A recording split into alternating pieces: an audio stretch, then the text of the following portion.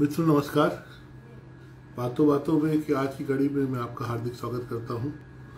आज 172वां एपिसोड हमारा है और हमारे मेहमान डॉक्टर संजय द्विवेदी हैं भोपाल से।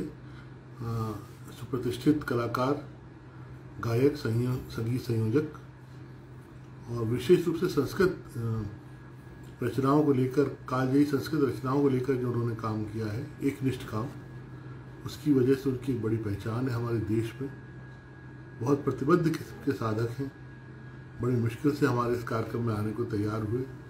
कह रहे थे कि अभी जीवन में ऐसा कुछ भी नहीं किया है कि मैं बातचीत करने या कुछ बताने लायक रहूं, लेकिन हमको ऐसा लगता है कि उनके पास बहुत कुछ कहने के लिए है, बताने के लिए है। यह एक दिलचस्प ही संयोग कहा जाएगा कि वे पिछले 12-15 वर्षों में लगातार अपनी यात्रा में है। बड़ा कठिन होता है कि विनम्रता की यात्रा, जिसमें आपके पास बहुत कुछ आता जाता है लेकिन आप उसका प्राउड नहीं करते, उसका कोई अहंकार नहीं करते और बहुत शिष्टाचार के साथ आपकी सामाजिक उपस्थिति हमको देखने को मिलती है। नमस्कार बंधु। नमस्ते। नमस्ते भाई साहब। मैं आपके आने से पहले यही बता रहा था कि किस तरह से बहुत सारा महत्वपूर्ण करते हुए कई बार बहुत रेयर है, हालांकि ऐसा रेयर होता है कि कोई कलाकार इतने संकोच में भर जाता है कि वो तैयार ही नहीं होता है आने के लिए। तो कल बल्कि मुझे लग रहा था कि पता नहीं आप अंत में क्या कहोगे, लेकिन आप आ गए, ये एक बड़ी बात है। और आपके माध्यम से हम सबके बीच एक जो संस्कृति का ऐसा आयाम जो हमेशा इसको कोई उसकी जटिलताओं के कारण, उसकी कठिनताओं के कारण छूता नहीं है। कई बार नहीं होता, जैसे परीक्षाओं में भी हम चाहते हैं कि सरल प्रश्न पत्र हम पहले हल कर लें जी और कठिन को तो किसी कठिन के प्रति आकृष्ट होना, ये इसको एक बड़ा काम मानता हूँ बहुत निजी रूप से, और आपने ये किया। तो मैं आरंभ से ही आपकी जर्नी के बारे में जानना चाहूंगा। किस तरह से मूल रूप से आप अ, सागर के रहने वाले हैं या भोपाल के रहने वाले हैं या जी कौन शहर से? जी भाई साहब। मूल रूप से मैं दमोह जिले से हूँ और बहुत सुंदर। हटा एक जनपद है जी जी। दमोह जिले में। और बाकी सागर विश्वविद्यालय में मेरी पढ़ाई जरूर हुई है। मेरा एमए हाँ। और पीएचडी सागर विश्वविद्यालय से। अच्छा अच्छा। जी जी। बुंदेलखंड की संस्कृति बहुत गेय परंपरा में और संरक्षण की परंपरा में, लोक धरोहर में बहुत महान मानी जाती है। उसका पूरा विस्तार जो है इधर मध्य प्रदेश से लेकर उत्तर प्रदेश तक बहुत लंबा गया है।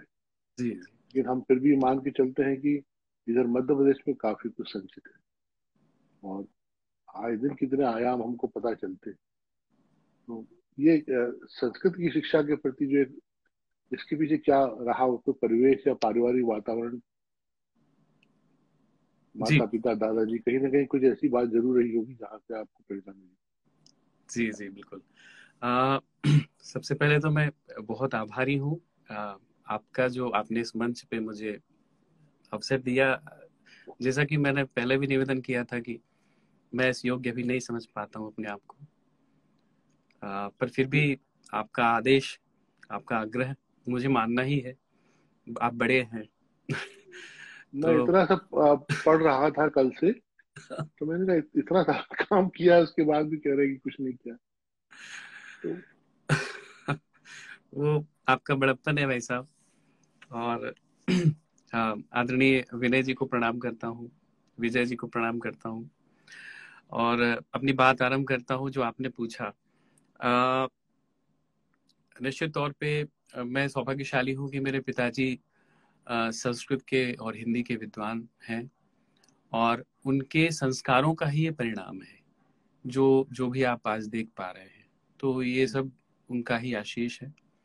मैं जब बहुत छोटा था, तब लगभग चौथी पांचवी कक्षा में था, तो पिताजी ने पूरी गीता मुझे कंठस्थ करा दी हाँ, थी। बताइए।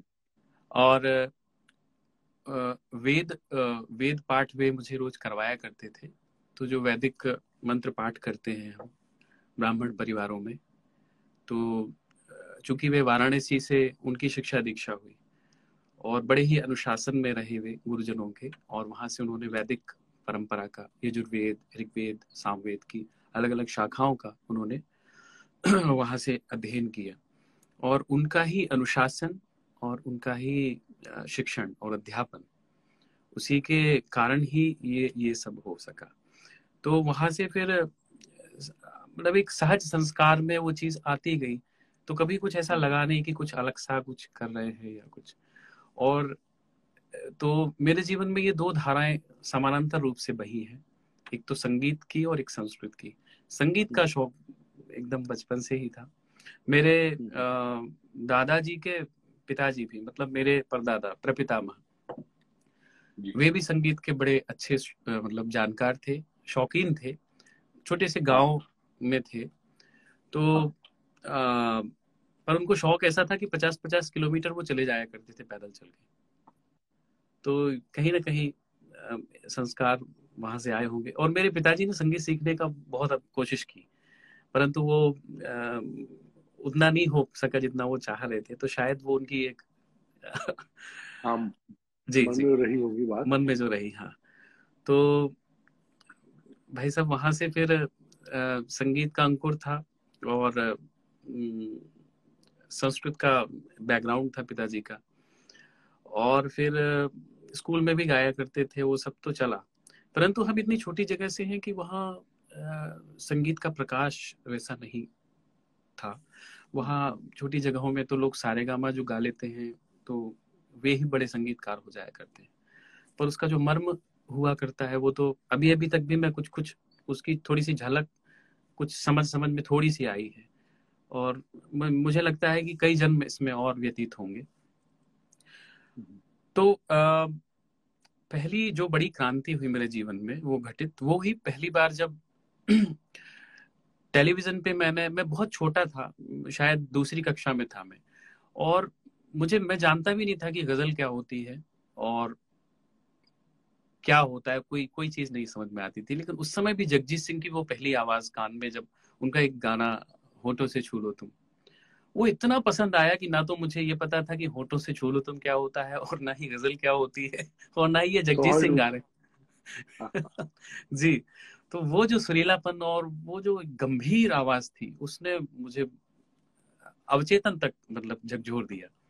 पहली घटना थी वो। उसके करीब 3-4 साल बाद जब ये चीज फिर धीरे धीरे समझ में आने लगी, तब दूसरी जो घटना थी वो थी अनूप जलोटा जी को सुनना। पहली बार जब मैंने उनको सुना, और तब से लेके आज तक मतलब अद्भुत है। तो फिर उनके भजनों को गाना मैंने शुरू कर दिया, दोहराना शुरू कर दिया। स्थिति ये हुई कि स्कूल में जो भी कॉम्पिटिशन्स होते थे उसमें गाता था, और जब भी सुनाने का मौका आता था तो अनूप जी के ही भजन गाते थे। तो स्थिति ये हुई थी कि मेरे जो सहपाठी थे वो मुझे मीरा कह के बुलाने लगे थे कि ऐसी लागी लगन मीरा हो गई मगन। तो कई बार चिढ़ाने की जो एक आदत होती ना, तो उस तरह का भी होता था। साथी उतने गंभीर नहीं होते, कई बार उनको लगता है कि पता नहीं क्या पर शुरू से ही ऐसा लगता था कि नहीं, ये कुछ अलग अलग बात है। और मेरा एक और साथी था, उसने वही चिढ़ाने के, जो बच्चे चिढ़ाते हैं, हमारे साथी चिढ़ाते हैं, तो उसने गाना मतलब नहीं उसने गाया कभी, जबकि वो बहुत अच्छा गाता था। वो बाथरूम सिंगर है आज भी। पर मैंने उस चीज की चिंता नहीं की, भगवान का कुछ था ऐसा। वहां से शुरू होता है, और फिर 12वीं तक, मतलब 10वीं कक्षा में आते आते तक फिर मोहम्मद रफ़ी साहब को बहुत सुनने का, बहुत उनका एक अलग ही आनंद रहा। गुलाम अली साहब, इन सबको उस समय तो कैसेट रिकॉर्ड्स हुआ करते थे, तो सुना। फिर एक जो तीसरी जो बड़ी घटना हुई मेरे जीवन में वो हुई जब मैं 10वीं कक्षा में आया, और वहाँ पे हटा में नवोदय विद्यालय हुआ करता है दमोह जिले का। तो आदरणीय टेकेंद्र शाह जी जो मेरे पहले गुरु हैं, वो मेरे जीवन की बड़ी घटना है। वो भोपाल से ही हैं, और भोपाल से उनकी पहली पोस्टिंग हुई थी वहाँ। और नवोदय विद्यालय में बाहर के विद्यार्थियों को सिखाना अलाउ नहीं था, और मुझे संगीत सीखने की बड़ी एक वो जाग गई थी ललक। और उन्होंने मुझे सिखाना स्वीकार स्वीकार किया, क्योंकि हटा में एक छोटा सा जनपद है, तो वहाँ जितने स्कूल हुआ करते हैं, सरकारी स्कूल, प्राइवेट स्कूल, तो सब मिलके 15 अगस्त और 26 जनवरी को इकट्ठा हुआ करते थे, और उनमें आपस में हम लोगों के कंपटीशन हुआ करते थे। तो या तो मेरा नंबर लगता था या नवोदय विद्यालय की टीम का नंबर लगता था। तो अब नवोदय में तो चूंकि टिकेंद्र जी थे जो कि मल्टी टैलेंटेड थे, बहुत सारे वाद्य उनको बजाने आते थे, बहुत सारा। तो मैं डरता था उनसे बात करने में। जब मैंने पहली बार उनका हारमोनियम सुना, हारमोनियम में 5 उंगलियों का इस्तेमाल पहली बार मैंने देखा था जिंदगी में, कि हारमोनियम 5 उंगलियों से एक साथ कैसे बज सकती है, कॉर्ड्स, प्रोग्रेशन, वेस्टर्न का एप्लीकेशन, वो मैंने पहली बार सुना तो मैं अभिभूत रह गया। मतलब मैं 2-4 दिन तो उससे बाहर ही नहीं आ पाया कि ऐसा भी हारमोनियम हो सकता है। खैर, अब छोटी जगह के हम बच्चे, हम क्या जाने क्या कॉर्ड प्रोग्रेशन और क्या चीजें। तो सर, जो एक वातायन जो जिसको कहते हैं कि खिड़की खुलना, वो मेरी खिड़की वहां से खुली जब टिकेंद्र शाह जी आए और उन्होंने मुझे सिखाना शुरू किया। वहां से मैंने संगीत को बहुत गहराई में जानना, समझना, और क्या होता है, क्या हो सकता है, क्योंकि उसके पहले तक तो सारे क्वेश्चन मार्क ही थे, उसके अलावा कुछ नहीं था लाइफ में, कि क्योंकि कोई था नहीं, कोई उजाला नहीं था, एक भी लाइट नहीं थी। तो वहां से सर, जी जी, वहां से ये बता रहे ये, विनय भाई कि टेकेन जी मधुकली वंद में रहे, जी वो बिल्कुल हो बिल्कुल सकता बिल्कुल, है हाँ हाँ, चौरसिया जी का मधुकली जो। में उनका साथ था।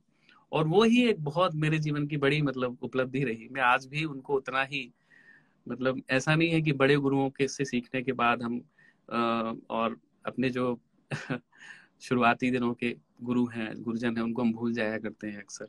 ऐसा बिल्कुल नहीं है। उनका मतलब मैं हमेशा ऋणी, कृतज्ञ रहूंगा। उन्होंने मुझे गजल सिखाई, उन्होंने मुझे ख्याल सिखाए, छोटे ख्याल, तराना सिखाया, उन्होंने रागदारी बताई क्या होती है, गिटार के बारे में बताया उन्होंने, कीबोर्ड, सिंथेसाइजर, कॉर्ड प्रोग्रेशन क्या होती है, तबला भी वे बजाते थे, मतलब इतने सारे वाद्य वे बजाते थे कि उन सब का असर मेरे ऊपर पड़ा। मतलब वहां नवोदय विद्यालय में अलाउ नहीं था, बट हम रात के 11-11 बजे तक उनके घर में बैठे रहते थे और वे हमें सिखाते थे। और वो ही मेरे, उसका रिफ्लेक्शन मेरे ऊपर आया कि इन सारी चीजों में थोड़ी थोड़ी मेरी हस्तक्षेप ही कहूंगा मैं तो, कि मुझे हर इंस्ट्रूमेंट का जो एसेंस है वो मालूम है, किस वाद्य की क्या प्रकृति होती है, ये वहां से मैंने सीखना शुरू किया। और एक अच्छे व्याकरण, व्याकरण, एक तरह व्याकरण। जी, और एक अच्छे संगीतकार को जो सब सारी चीजों का जो ज्ञान होना चाहिए, वो थोड़ा थोड़ा बीज वहां से वपन होना शुरू होता है। और उसके बाद जीवन में फिर एक बड़ी विकट स्थिति ऐसी आती है कि मैं पढ़ाई में बहुत अच्छा था, होशियार था। तो पिताजी की इच्छा थी कि मैं बीएससी करूं, मैं ग्रेजुएशन करूं और यहीं रह के करूं। और मेरी इच्छा थी कि नहीं, मुझे तो म्यूजिक करना है। तो ये मुझे लगता है बहुत से कलाकारों के जीवन में स्थिति आती होगी, आप बहुत बेहतर समझते हैं। तो वो एक साल हमारा, मतलब जब मैं 11वीं 11th में था, तो एक साल हमारा मतलब ऐसा पिताजी से थोड़ा सा क्या कहें हाँ, कि, द्वंद्व हो जाता है। जी जी जी जी, मतलब मैं पिताजी से तो कुछ कहने की हिम्मत होती नहीं थी, पर हाँ, माँ से जरूर। वो अपन वही अपनी अपील कर पाते थे, और कई बार उसके आगे कोई चारा भी नहीं रहता था। जी जी और ये बड़ा वो अजीब सा समय होता है। आज जैसे अपन कई वर्षों बाद जब उस समय को याद करते हैं, जी जी तो अपने बिल्कुल। को लगता है कि देखो, उनके तो उनमें तो उनके स्वप्न तो बिल्कुल कमतर नहीं थे, अपन ने कुछ अलग कर लिया, जैसे हम लेखक बन गए, नहीं पढ़े तो जी नहीं पढ़े। जी जी, सब उन्हीं के आशीष है भाई साहब। फिर सही। माँ से मैंने बोला कि मैं म्यूजिक ही करूंगा, आप पिताजी को समझा दीजिए कि मैं म्यूजिक ही करूंगा, और हम्म, वरना मैं पढ़ाई शायद मैं छोड़ दूं, फिर ऐसा भी हो सकता है। क्योंकि पिताजी ने मुझे 11वीं में मैथमेटिक्स दिला दी। अब मैथमेटिक्स में हुआ हाँ, यूं कि पढ़ने में अच्छा, मतलब मैथमेटिक्स दिला दो, तो ये यूं ऐसे करके। और उनके मित्र थे गणित के, जो हमारे अध्यापक थे वो पिताजी के बड़े मित्र थे। तो उन्होंने बोला नहीं नहीं, लड़का होशियार है, उसको आप मैथ दिलाइए। तो वो मैथ दिला दी। अब मैथ में हुआ क्या कि दिन भर मैथ ही करते रहो, दिन भर उसके सवाल ही सुलझाते रहो, संगीत का तो समय गया। तो मैंने फिर वो आ, अपने मन से ही मैथ से मैंने उसको बायोलॉजी में तब्दील कर दिया। तो जब हमारे परीक्षा के फॉर्म भरे जा रहे थे तो हमारे क्लास टीचर बोले कि ये अंतिम आपके लिए अवसर है, अभी कोई चेंज करना चाहे तो कर सकते हैं। तो मैंने पिताजी को बिना बताए बायोलॉजी ले लिया, क्योंकि उसमें थोड़ा कम पढ़ना पड़ेगा, इतना दिन भर नहीं बैठना पड़ेगा। तो ऐसे करके फिर लेकिन पिताजी को समझ आ गया कि नहीं नहीं ये म्यूजिक ही करेगा। तो उन्होंने फिर बोला कि नहीं नहीं तुम पढ़ाई अच्छी करो, हम तुम्हें। अब म्यूजिक के लिए उस समय मैं तो टिकेंद्र शाह जी को ही जानता था, वो भोपाल में सीखे हैं ये जानता था, बस इतना पता था। तो बस मेरे मन में था भोपाल जाना है, न बनारस न दिल्ली न खैरागढ़, मुझे भोपाल जाना है, भोपाल में म्यूजिक। तो उसके पहले की एक घटना जो छूट गई वो ये थी कि जब मैं पिताजी ने देखा कि इसका इंटरेस्ट है, तो 5वीं क्लास में उन्होंने मुझे टेप रिकॉर्डर ला के दिया, और अनूप जलोटा जी की कैसेट्स, उनकी पहली जो एल्बम थी भजन संध्या, वो वहां से मेरी शुरुआत है। मैंने उनको सुना और वो बिल्कुल उतरते गए भीतर, गहराई में उतरते गए।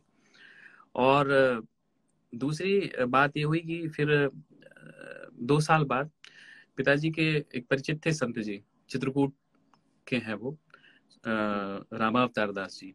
तो वे मेरे लिए हारमोनियम ले आए, बांदा, यूपी बांदा से खरीद के वे मेरे लिए हारमोनियम ले आए। अब मैं उसको टुनटुनाता रहता था, आता जाता तो कुछ था नहीं। तो पिताजी की एक छोटी सी डायरी थी लाल कलर की, और उसमें कुछ नोटेशन लिखे हुए थे। तो वो मा गा रे सा रे रे गा गा मा मा धा धा पा, तो वो मैं बजाते रहता, कोशिश करता था कि ये मा गा रे सा और कैसे करता रहता था। एक दिन एक कोई जो एक संत जी आए कोई, और मैं बजा रहा था ऐसी कुछ भी, और मैं नहीं जानता कि वो कौन थे, मुझे इतना याद भी नहीं है। तो उन्होंने मुझे बोले लाओ क्या बजा रहे हो, और उन्होंने ऐसे हारमोनियम खिसकाया और एक कुछ छोटी सी धुन उन्होंने बजाई, और बोले ये देखो ऐसे बजता है, ये देखो ऐसे बजता है। और उन्होंने ऐसे बजता है किया, और मैंने कोशिश की और मैं बजाने लगा उसको। अब वो मैं आज भी उस चीज को समझ नहीं पाया कि तब से फिर मैं बजाने ही लगा, तब से फिर मैं सब कुछ बजाने लगा, जितने गाने थे मैं अपने आप फिर बजाने लगा। तो वो मुझे आज भी बहुत ही चमत्कार की तरह ही लगता है। तो ये प्रभु कृपा है। और उसके बाद भाई साहब भोपाल की यात्रा शुरू होती है। मेरे गुरुजी ने मुझे बहुत मना किया कि बेटा तुम जैसा सोच रहे हो ऐसा नहीं है, दुनिया बहुत अलग है, तुम बहुत सीधे हो, और बहुत मुश्किल है सर्वाइवल करना, और अभी तुम ग्रेजुएशन कर लो कम से कम। मैं भी एक सलाह दूंगा तुम्हें कि तुम अभी ग्रेजुएशन करो, थोड़ा तुम्हें समझ में आने लगे दुनियादारी, उसके बाद तुम जाना। ये डिसीजंस ऐसे नहीं लिए जाते भावुकता में, ये जीवन है पूरा आपका, ये जीवन बदलने या बर्बाद करने वाली ये यात्रा है ये। तो दोनों में से कोई एक होगा, पर क्या होगा ये इसके चांसेस थोड़े से ज्यादा उस तरफ वाले हैं, नेगेटिव वाले। मेरे दोस्तों ने भी मुझे बहुत, क्योंकि मेरे साथ वाले या तो पीईटी की कोचिंग, पीएमटी की कोचिंग, उनको या तो डॉक्टर बनना था, इंजीनियर बनना था, उस समय 2 ही बड़े ऑप्शन होते। माता पिता के भी जैसे 2 बेटे होते थे तो सोचते थे कि एक डॉक्टर बने, एक इंजीनियर, तो जी। उसी तरह से तो पर वो मैं नहीं माना, मुझे पता नहीं क्या था कि मैं नहीं माना। वो करंट जो था, और वो करंट भाई साहब आज भी यथावत है, वो अभी भी ना तो कम हुआ है ना खत्म हुआ है, वो बढ़ते ही जा रहा है। अभी भी ऐसा लगता है कुछ किया नहीं है, बहुत अच्छा कुछ करना बाकी है, एक्चुअली सही में है। तो वहां से फिर मैं आया, और भोपाल में फिर मैंने फिर टेकेंद्र जी ने एक मुझे पता बताया, अनूप शर्मा जी के यहाँ मैं गया, अनूप शर्मा जी से मैंने सीखना आरंभ किया। और फिर मैंने सज्जलाल भट्ट जी के पास भी गया, मैं ग्वालियर घराने के, उनसे भी मैंने सीखा। और फिर इस बीच एक ऐसी फिर भटकाव से चलता रहा उस दौर में, क्योंकि उस न जाने क्यों, हालांकि मैं ये बोलते हुए थोड़ा सा धृष्टता करूंगा कि वो संतोष सा नहीं हो पा रहा था। तो जो जैसा शायद मुझे आप सीखना था। सोच के निकले। जी जी जी। फिर तो यहाँ ग्रेजुएशन मैंने यहाँ म्यूजिक मुझे मिल ही नहीं रहा था किसी कॉलेज में, मतलब लड़कों के लिए म्यूजिक उस समय नहीं था, लड़कियों के लिए था, वो भी नूतन कॉलेज में और MLB कॉलेज में। हमीदिया कॉलेज में म्यूजिक नहीं हुआ करता था। तो मैंने फिर दर्शन शास्त्र, संस्कृत साहित्य और हिंदी साहित्य, मैं पढ़ाई छोड़ ही रहा था, पर पिताजी का आग्रह था कि साइड में पढ़ते रहना, तो मैंने वो पढ़ाई जारी की। और वो वास्तव में उनका बहुत सही उनका ये कहना था, क्योंकि उसके बाद फिर अचानक एक टर्न आया लाइफ में और मैं सागर की ओर आया। सागर में मेरे भाई साहब थे, बुआ जी के बेटे, तो वे MSc वहां से कर रहे थे और उन्होंने मुझे कहा कि यार यहाँ का संस्कृत विभाग बहुत अच्छा है, जाना माना है और बड़े नामी लोग हैं, प्रोफेसर राधा वल्लभ त्रिपाठी जी, प्रोफेसर अच्युतानंद दास जी, कुसुम भूरिया जी, तो एक बार थोड़ा वहां जाके देखो, हो सकता है तुम्हें अच्छा लगे। और मैं गया और वहाँ सचमुच मुझे प्रोफेसर दास मिले सबसे पहले, उनसे मिलके बहुत अच्छा लगा, बहुत इंस्पिरेशन मिली और मैंने तय किया कि मैं MA यहाँ से करूँगा। तो अब ये जिंदगी संगीत और संस्कृत के बीच में ऐसी घूम रही थी पेंडुलम की तरह। तो मैं भोपाल जाता रहा, मेरा सीखना जारी रहा और मेरा अध्ययन भी यहाँ जारी रहा। फिर मैं पढ़ाई में ध्यान नहीं दे रहा था। एक दिन पिताजी ने, जब मैं एमए प्रीवियस में मेरा यूनिवर्सिटी में 3rd रैंक लगा, वो भी ऐसे ही, मतलब कोई खास नहीं था मेरा पढ़ाई में, पर फिर भी चूंकि पिताजी के संस्कार थे तो भाषा शुरू से ही अच्छी रही और व्याकरण भी ठीक ठाक था। तो फिर पिताजी ने, जब मैं MA उत्तरार्ध में आता हूँ तो एक ऐसे बैठा हुआ था, तो पिताजी ने एक दिन मुझे अच्छी डांट लगाई जोर से कि अगर पढ़ाई कर रहे हो तो थोड़ा ढंग से करना चाहिए। तो मुझे वो बात लग गई और फिर मैंने MA फाइनल में अच्छी पढ़ाई की। तो संयोग रहा, प्रभु कृपा रही कि मैंने फिर यूनिवर्सिटी टॉप किया, मैं वहाँ का टॉपर स्टूडेंट था। तो गुरुजी प्रोफेसर राधा वल्लभ त्रिपाठी जी के अंडर में ही पढ़ाई कर रहे थे, तो मैं उनका आखिरी PhD स्टूडेंट हूँ जी। मतलब ये उनका आशीर्वाद है कि फिर उनके अंडर में मुझे नाट्य शास्त्र और संगीत शास्त्र इन दोनों को लेके एक मेरा PhD हुआ। और फिर गुरुजी वाइस चांसलर हो गए। मेरा एडमिशन PhD में होता है और मेरे गुरुजी वाइस चांसलर होके दिल्ली चले जाते हैं। और फिर कुछ समझ में नहीं आता है, तो फिर थोड़ा बहुत हम, मतलब फिर वही एक द्वंद्व वाली स्थिति हो गई कि मैंने सोच लिया था कि अब संस्कृत के बड़े गहन ग्रंथों का अध्ययन करूंगा, नाट्य शास्त्र को पूरा पढ़ूंगा और सारे शास्त्रों को पढ़ के और फिर संगीत शास्त्र पे भी काम करूंगा। पर गुरुजी दिल्ली चले गए। अब कुछ समझ में ना आए कि अब क्या करें। तो फिर भोपाल आना जाना, भोपाल सागर, तो थीसिस का काम भी चलता रहा और यहाँ सीखना भी चलता रहा। इस बीच 2009 में पहली बार मुझे अवसर मिला राष्ट्रीय संस्कृत संस्थान का स्थापना दिवस समारोह। तो ये न्यू थी, पहली बार मैंने भजगोविंदम मैंने कंपोज कर लिया था तब तक। मतलब कंपोज तो बहुत सारे मैं गाने कर चुका था। जब भोपाल में रहते रहते मैंने कुछ सूफी गाने, उस समय सोनू निगम के एल्बम आए थे तो उनसे प्रेरित होके भी कुछ गाने, कुछ उस ढंग के गाने मैंने किए थे, थोड़े रोमांटिक सॉन्ग भी, कुछ सूफी भी, कुछ भजन भी। तो कंपोजिशन का शुरू से ही ये रहा हो।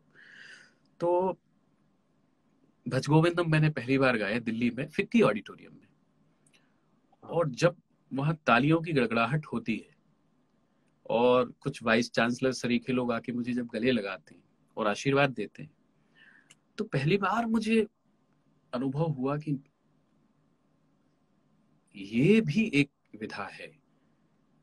मतलब अगर उस ढंग से अगर प्रस्तुत किया जाए तो संस्कृत को भी गाया जा सकता है। तो वहां से मुझे एक उठाव मिला, वो एक प्रस्थान था मेरे जीवन का, और फिर मैंने इसमें काम करना शुरू कर दिया। फिर भोपाल में मुझे संस्कृत थिएटर में म्यूजिक डायरेक्शन का मौका मिलता है, राष्ट्रीय संस्कृत संस्थान में ही। तो ये वहाँ जी इसकी एक पूरी सीरीज है लंबी, जी जो आप शुरुआत से बताइए जरूर।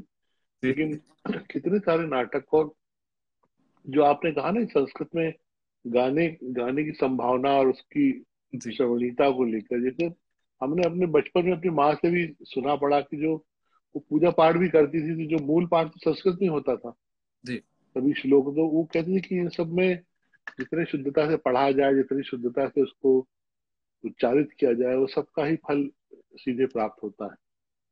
तो इसीलिए कहते हैं कि लोगों को आसान काफी लगता है कि उसका कुछ हिंदी मिल जाए तो हम जल्दी से पढ़ लें। जी तो उस कठिनाई में कौन जाना चाहेगा। तो वो सब आप कर रहे थे, और लगातार जो आपके मन में एक असंतुष्टि का भाव जो तब भी था अब भी है, वो वही है कि वो कहीं ना कहीं फिर हमारी जिम्मेदारी बनने लगती है, जो हम जी काम कर रहे हैं उसको लेकर, जी कि यहाँ पर हमें किसी भी क्षण मतलब ऐसा कोई काम जब तक पूरा मन ना हो तब तक करना ही नहीं है। जी बिल्कुल। तो ये यात्रा जरूर मैं जानना चाहूंगा कि जो संस्कृत नाटकों से आप जुड़े जी जी संस्थान के माध्यम से। फिर जी बिल्कुल भाई साहब, वो मतलब एक कहते हैं एक थाती एक धरोहर है मतलब जीवन की, कि अगर मैं संस्कृत नाटक का संगीत न कर रहा होता उस समय, तो हाँ, न तो कभी ध्रुवा बैंड बनता, और हाँ, ना कभी मतलब मुझे नहीं लगता कि इतनी गहराई से जो मैं अभी कर पाता हूँ या समझ पाता हूँ चीजों को, वो समझ पाता। क्योंकि थिएटर का एक अपना अलग एक भूमि है वो, हाँ, और उसमें सब कुछ है। और शैया ही नाट्य से वदंती गीतम, नाट्य की शैया संगीत को कहा गया है, तो संगीत उसका आधार है।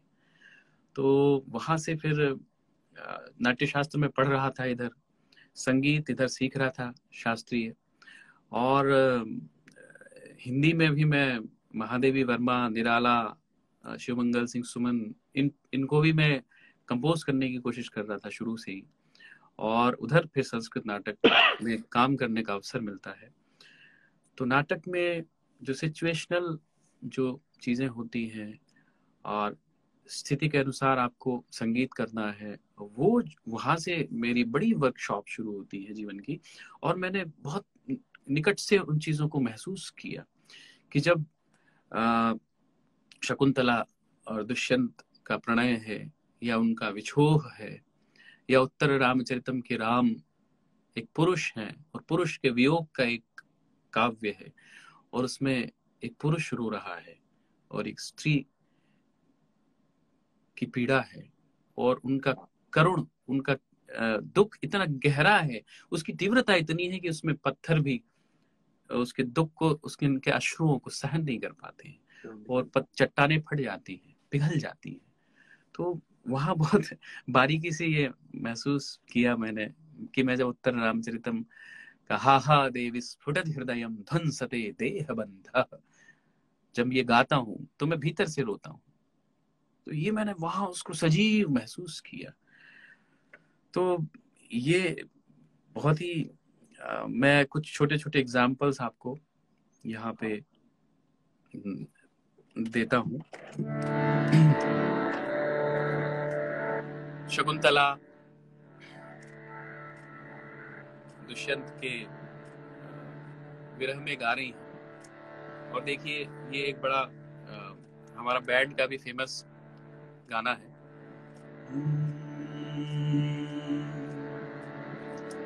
तब न जाने हृदयम, तब न जाने हृदयम मम पुनः कामो दिवापि रात्रिमपि तुम न जानो दिलबर, तुम न जानो दिलबर, मैं तुम्हें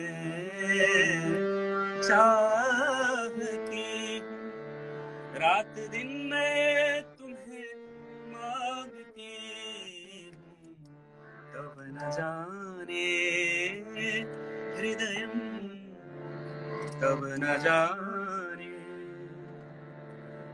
ये संस्कृत का पहला प्रेम गीत कह सकते हैं उसको। हाँ। ये जो शकुंतला दुष्यंत के लिए गाती है। कर। एक एक विदाई गीत है। शकुंतला की विदा हो रही है, महर्षि कर्ण उनको विदा कर रहे हैं और पूरी प्रकृति रो रही है उस समय। हाँ हाँ हाँ। और महर्षि कर्ण कह रहे हैं कि मैं ऋषि होके जब मेरा हृदय फटा जा रहा है तो उन गृहस्थों का क्या हाल होता होगा कि जिनकी वो सगी बेटी है। शकुंतला तो कर्ण की पालिता है, लेकिन क्या क्या दृश्य है वो। विदाई गीत है, कह रहे हैं। अब इसमें आपको 60-70s का दौर याद आएगा। अर्थो ही कन्या परकीय अर्थो ही कन्या परकीय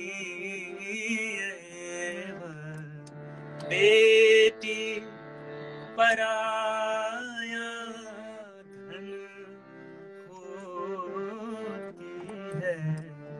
अर्थो ही कन्या परकीय दामाद्य संप्रेष्य परिगृहीतुः जातो ममायं विशद प्रकामं जातो ममायं विशद प्रकामं प्रत्यर्पितं न्यास इवान्तरात्मा अर्थो हि कन्या परकीयैव। बेटी पराया धन होती है और वो न्यास होती है, और आज मैं उस न्यास को सौंप रहा हूँ दूसरे के हाथों में, जिसका वो न्यास है उसको सौंप रहा हूँ, और आज मेरा हृदय फटा जा रहा है।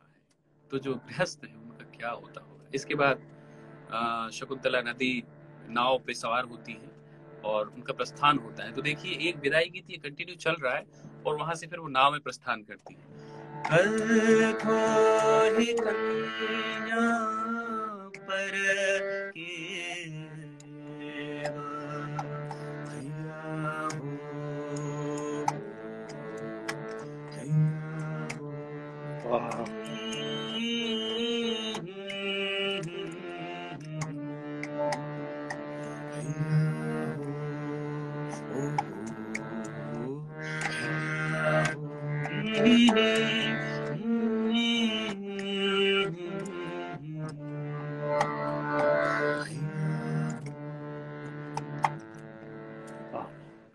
विनय भैया ने बहुत अच्छी बातें लिखी हैं आपके लिए। वे तो हमारे, मतलब मेरी जब से यात्रा शुरू हुई है ध्रुवा बैंड की, और उसके पहले से, मैं जब आया था 2003 में भोपाल आ गया था भाई साहब, और भारत भवन मेरे लिए मंदिर, उस समय आज भी मंदिर की तरह मैं रोज जाता था वहां दर्शन करने, और अंतरंग सभागार में धरती में बैठ के और न जाने कितने कलाकारों को सुना वहां, आप लोगों की कृपा से। और 7-8 साल तो रेगुलर गया वहां, मतलब इतना सुना, और अक्सर सोचता था तो वहां विनय जी से वहां पे अब हिम्मत तो होती नहीं थी मिलने जुलने की, बड़े लोग, और हम तो एक छोटे से कस्बे से आए हुए सीधे साधे, हमें ज्यादा समझ आता नहीं था, पर उनकी आवाज जो कानों में जाती थी विनय जी की, हा, वो आज भी मैं तभी से पैर छूता हूँ उनके, और वो तभी से मुझे मना करते हैं, पर मैं अपना अधिकार पूर्वक पैर छूता हूँ उनका।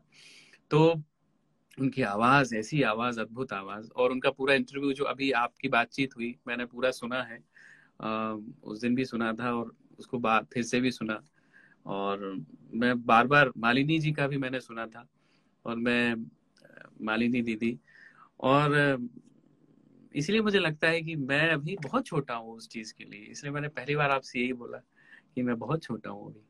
तो ये ये क्या है जैसे ये विनय भाई भी जानते हैं, खुद विनय भाई की अपनी जर्नी इतनी लंबी और इतने सारे उतार चढ़ाव से भरी, बहुत सारी चीज, तो जी जी बहुत उसपे कई चीज इमोशनल भी है जो मैं उस दिन, मेरा साहस नहीं हुआ कि मैं छेड़ पाऊं, लेकिन बहुत कुछ 24 घंटे और बहुत सारी वेदना और सबसे हासिल हुआ है। लेकिन हम लोगों में एक ये बात, हम लोग भले भोपाल के हों, विनय जी खंडवा से आगे यहाँ बसे, हम लोग दमोह के ही रजा साहब को भी हम लोग बहुत आदर कर लेते हैं, ऐसा नहीं। जी जी। तो संजय द्विवेदी जी कौन है वो भी हम समझेंगे ना।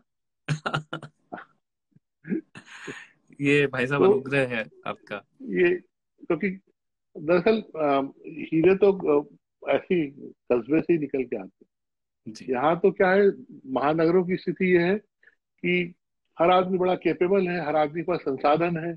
संसाधन में मतलब दो तरह की चीजें हो गई हैं। आप क्योंकि संसार में आप हो, तो इसमें आप तमाम ऑक्टोपस भी देखते होगे और मगरमच्छ भी देखते होगे, सुंदर मछलियां भी देखते होगे, सब समुद्र है जैसे मेरे पिताजी कहा करते। जी तो जी कोई रसूख से अर्जित कर लेता है गुरु, कोई धन से अर्जित कर लेता है, लेकिन उसके बाद भी पता चला संतान कुछ नहीं कर पाई। जी तो ये है। और ऐसे में कोई अगर कोई एक बेचैन कोई मन है जो इस तरह से एक यात्रा करता चला आ रहा है, और उसके मन में अभी भी कोई सिचुएशन नहीं है इस यहाँ तक आकर भी, तो इससे सुंदर बात कुछ नहीं होगी। इसका अर्थ ये भी है कि आने वाले समय में हमें आपसे बहुत कुछ उत्कृष्ट और एक्सीलेंस भी मिलेगा। कोशिश करूंगा भाई साहब। और तो हाँ, जी नाटक की बात चल रही थी, आप जी कहिए। बिल्कुल। और अ, उत्तर रामचरितम मुझे बहुत याद आता है, क्योंकि 2012 में भारंगम में मुझे लगता है पहला संस्कृत नाटक ही रहा होगा शायद, जहां तक मेरी जानकारी, जी भारंगम जी। में सेलेक्ट हुआ उत्तर रामचरितम। और हाँ जी वहां पे शायद एलटीजी में या कमानी ऑडिटोरियम में उसकी प्रस्तुति होती है। और जब मेरा नाटक के बाद मेरा नाम लिया जाता है तो ऑडियंस खड़े होके और तालियां बजाती है बहुत देर तक। और मुझसे फिर कहा जाता है 5 मिनट बोलने के लिए, अपने बारे में बताइए भाई, आप कहाँ से, कैसे, क्या। और मैं अपने बारे में बोलने में शुरू से ही मुझे बहुत संकोच होता है। और मुझे लगता है कि हमारा काम ही तो बोलता है इतना, हम्म हमें अलग से बोलने की क्या आवश्यकता है। तो समझ नहीं आता है। मैं अभी भी रचनाओं को लेके ही बैठा हूँ। मैंने कल से आज तक ये भी नहीं सोचा है कि मुझे क्या बोलना है, बस मैं खाली रचनाओं को लेके बैठा हूँ कि अगर लगेगा तो हाँ ये सुना दूंगा मैं, बस। बाकी उससे ज्यादा कुछ मुझे मालूम नहीं है। तो राम, उत्तर रामचरितम के राम, तो वहां पे भारंगम में इसकी प्रस्तुति हुई, और फिर इसकी बहुत सारी प्रस्तुतियां हुई होती हैं। देखिए प्रेम, प्रेम का ऐसा आहा अद्भुत वर्णन। राम और सीता वनवास काल में बैठे हुए हैं एक शिला के ऊपर, और कंधे से कंधा मिला के बैठे हैं। उनके कपोल, उनके गाल आपस में हम्म टच हो रहे हैं, जुड़े हुए हैं। और सीता जी कुछ कुछ कुछ बोल रही हैं। जल्प, उसमें भवभूति, महाकवि भवभूति ने जल्प शब्द का प्रयोग किया। जल्प कहते हैं कुछ भी बोलना, कुछ भी बकना टाइप का, उसको कहते जल्प। तो वो रात का समय है और वो बातें करती जा रही, करती जा रही, करती जा रही हैं, और वो राम जी सुनते जा रहे हैं, सुनते जा रहे हैं, सुनते जा रहे हैं। और वो, उनमें कोई क्रम नहीं है बातचीत में। कोई भी बात कहीं भी से भी शुरू कर देती है, कहीं से भी, फिर वो वाली बात याद आई उनको तो वहां से शुरू कर देती है, और ये एक चलता रहता है। तो देखिए भवभूति का सुंदर वर्णन करते हैं। किमपि किमपि मंदम मंदमासक्तियोगा,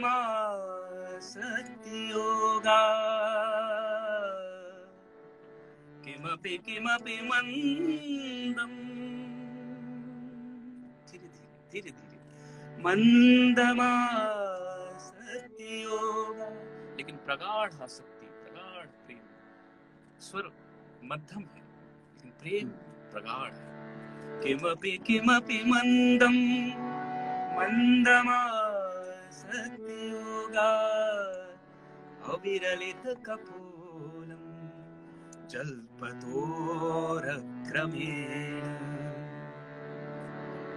उनके गाल से गाल चिपके हुए हैं और अविरलित कपोलम जलपतोरक्रमेण, अक्रमेण, अक्रम जिसमें कोई क्रम नहीं है, ऐसी बातचीत करती जा रही। अशिथिल परिरंभ व्यापृतैकैकदोष्णो अविदित गतया रात्रिरेव व्यंसी। और कब वो रात बीत जाती है, कब भोर हो जाती है। सीता जी राम जी की बाहों में सो जाती है, कब वो रात बीत जाती है, ऐसे प्रेम की वो रात पता ही नहीं चलता है, बोलते बोलते बोलते। तो ये जो राग और रस की जो एक जुगलबंदी है, इस पे मेरा बहुत इसको मैं क्या कहूँ, रिसर्च कहूँ कि इस पे मैंने बहुत काम किया है और बहुत प्रयास किए हैं मैंने। अब देखिए एक दूसरा अब आपको इसमें बताता हूँ। भवभूति शायद पहले नाटककार है जिन्होंने एक पुरुष के वियोग को, पुरुष के उसको करुण को प्रकट किया है। और अभी आपको बताने को बहुत सारा है, पर मैं संक्षेप ही करता हूँ और मैं अंतिम उत्तर रामचरितम से अंतिम ये सुनाता हूँ, जिसमें दाम्पत्य प्रेम के बारे में उन्होंने उस बताया है कि कैसा होता है दाम्पत्य, वो जो प्रेम है वो कैसा होता है। वो कहते हैं अद्वैतम, अद्वैत जहाँ दो नहीं होते, अद्वैतम सुख दुःखयोरनुगतम सर्वास्वस्थासु यत्। वो अद्वैत है, सुख हो चाहे दुख हो, वो हमेशा समान रहता है, वो बदलता नहीं है। कोई भी अवस्था हो उसमें परिवर्तन नहीं आता, ऐसा प्रेम है। विश्रामो हृदयस्य यत्र जरसा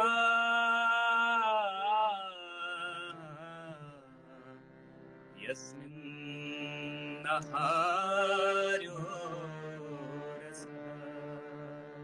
क्या बात। और जो हृदय का विश्राम है, जहाँ कभी बुढ़ापा नहीं होता, और अगर होता भी है तो उस प्रेम के रस का कभी भी सूखना नहीं होता है, वो रस कभी समाप्त नहीं होता है, वो हृदय का विश्राम है, अमृत है। कालेना वर्णात्ययात् परिणते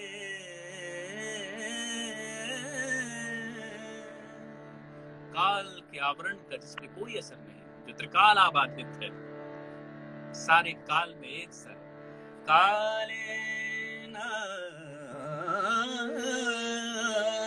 कालेना वर्णात्ययात् परिणते यत् प्रेम सारे स्थितम्।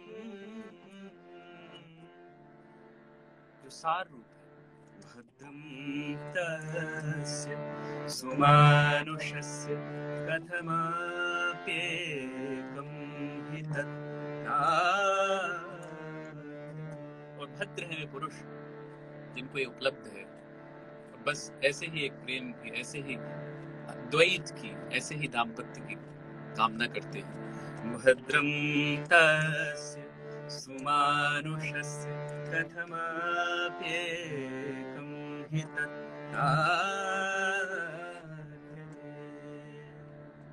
एकं हि तत्।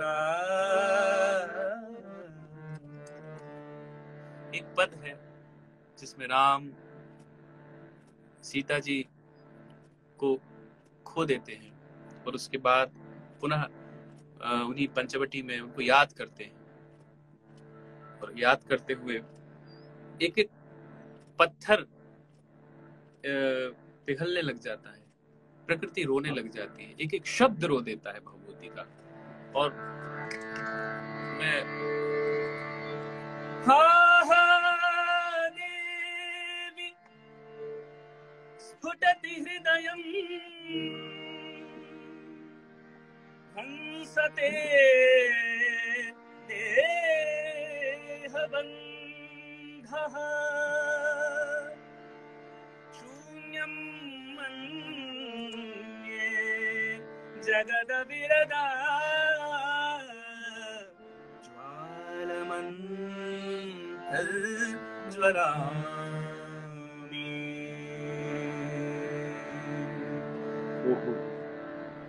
ये भावाभिव्यक्ति भवभूति की, भवभूति का एक एक शब्द वहां रोता है। तो ये संस्कृत थिएटर को करके जो मिला है वो तो अद्भुत है। और इस पूरे समय में जी क्षण भर भी रहने की कल्पना से कितना विचलन होने लगता है कि आप मान लो इस वातावरण को देख रहे हो कहीं से या महसूस कर रहे हो, जी उस रात की बात, उस एकांत की बात, और एक लंबी जर्नी 14 साल की, जी इसमें कहाँ से कहाँ तक जाना और पता नहीं है, कुछ आगे थोड़ी पता है। वो जी तो वहां पर लीला पुरुष के रूप में नहीं थे ना, मनुष्य थे। बिल्कुल बिल्कुल। तो तो भवभूति ने उनको वैसे ही चित्रित किया। कमाल है। और अच्छा, ये सारे नाटक जो आपने संस्कृत नाटक किए, ये सब अलग अलग निर्देशकों के लिए किए? जी जी बिल्कुल बिल्कुल, अलग अलग निर्देशकों के उनके भी नाम में जानना चाह रहा हूँ। प्रोफेसर कमल वशिष्ठ जी, हाँ, एक बड़ा नाम, ग्वालियर के हुआ ग्वालियर। करते थे। हाँ, जी जी, नाट्यायन ग्वालियर से। और जी। जी एनएसडी के एस राजेंद्रन जी, के.एस. राजेंद्रन जी वहाँ संस्कृत थिएटर में प्रोफेसर हुआ करते थे। उन्होंने एक वर्कशॉप की बड़ी, और उस पर उत्तर रामचरितम भी उन्होंने कराया था। तो बहुत कुछ वहां से हमें सीखने को मिला। छाऊ और इन सब चीजों का हमने प्रशिक्षण भी लिया। और जी, और वहाँ हमें, और वे मुझे दिल्ली बुला रहे थे कि तुम दिल्ली आओ, और यहाँ बहुत है, और ऐसे यंग स्कॉलर कम हैं जो संस्कृत को समझने के साथ संगीत को समझते हो। क्योंकि भाई साहब मुझे लगता है कि अगर मेरा संस्कृत का बैकग्राउंड ना होता, अगर मेरे पिताजी मुझे बचपन से वेद मंत्र न पढ़ाते, गीता जी का अध्ययन न कराते, और मेरे उच्चारण के एक शब्दों पे ध्यान न देते, तो संस्कृत को गाना फिर ये वैसा ही दुर्लभ हो जाता मेरे लिए। क्योंकि जब तक एक एक शब्द को आप उसकी आत्मा को न जाने, उसके उच्चारण की वैसी ही अभिव्यक्ति जब तक जो शाब्दिक ना हो, तब तक संस्कृत का वो आनंद असंभव है। हम कुछ भी नहीं कर सकते कि आपने एक हारमोनियम उठाया, एक गिटार उठाया और एक गाना सामने रख के और आप कुछ भी आपने शुरू कर दिया, तो ऐसा तो बिल्कुल भी नहीं। तो मुझे लगता है गजलें गाने से ज्यादा कठिन काम ये संस्कृत में गाना मुझे लगता है। और तो वहां से भाई साहब संस्कृत थिएटर की यात्रा, फिर मुझे एक अवसर मिला 2012 के आसपास, धर्मवीर भारती जी का कनुप्रिय, और कुछ यंग लोग थे और वो लोग कर रहे थे, और उनके पास कोई संसाधन नहीं थे और म्यूजिक उनको करना था। तो मेरे किसी फ्रेंड ने मेरा नाम रिकमेंड किया। मैं इसी भारत भवन में बैठा हुआ था एक दिन बहिरंग में, झील के किनारे, और आज जाने की जिद ना करो, मेरे दोस्तों की कुछ फरमाइश पे सुना रहा था। मेरे थिएटर के कुछ दोस्त थे, तो वहाँ ये कनुप्रिया का प्रस्ताव मुझे मिलता है, और वहां से हेमंत देवलेकर जी वगैरह। तो मुझे वो कविता तो बहुत अच्छी लगी, लेकिन उसमें चैलेंज ये था कि करना क्या है। तो वो पहली बार ही हो रहा था, तो वो भी निर्मित ही हो रहा था, और वहाँ स्पेस ही स्पेस था। जब मैं गया तो वहाँ हरिप्रसाद चौरसिया जी की बांसुरी पे वो काम चल रहा था। तो मैंने कहा ये बांसुरी तो बहुत अच्छी है, आप इस पे करिए ना। मतलब मैं इसमें क्या कर सकता हूँ, क्योंकि संसाधन नहीं थे, ना हम किसी वादक को बुला सकते थे, ना कोई वाद्य यंत्र खास थे। आपको ही करना है, और अब आप ही देखिए क्या कर सकते हैं, आपको ही करना है, बजट है नहीं। तो मेरा एक हारमोनियम, हम बारिश में हारमोनियम, मेरे एक मित्र और हम हारमोनियम ढोके जाते थे, और कई बार भीग भी जाते थे। और पर साथ मैं करीब 4-5 दिन बस बैठा मैं और देखा मैंने, और अचानक फिर एक दिन अपने आप मैंने कहा रुक जाओ, अब मैं ये कोशिश कर रहा हूँ गाने की। तो जो पहली कविता कनुप्रिया की, वो आपको सुनाता हूँ। आदरणीय विनय जी तो साक्षी है। हाँ, उन्होंने लिखा है कनुप्रिया का संगीत भी आप। जी जी जी।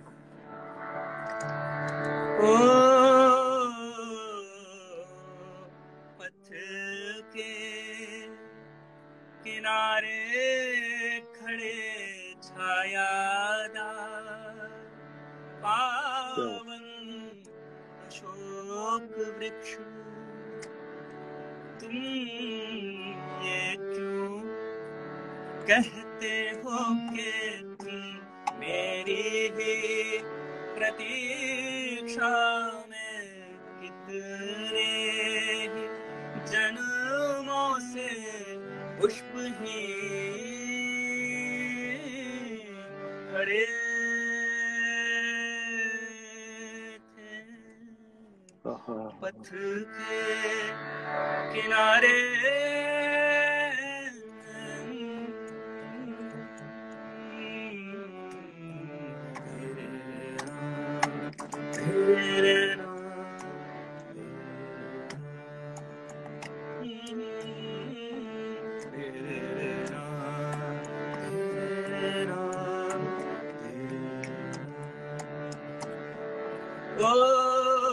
पथ के किनारे खड़े छायादार पावन अशोक वृक्ष, तुम ये क्यों कहते हो कि तुम मेरी ही प्रतीक्षा में कितने ही जन्मों से पुष्पहीन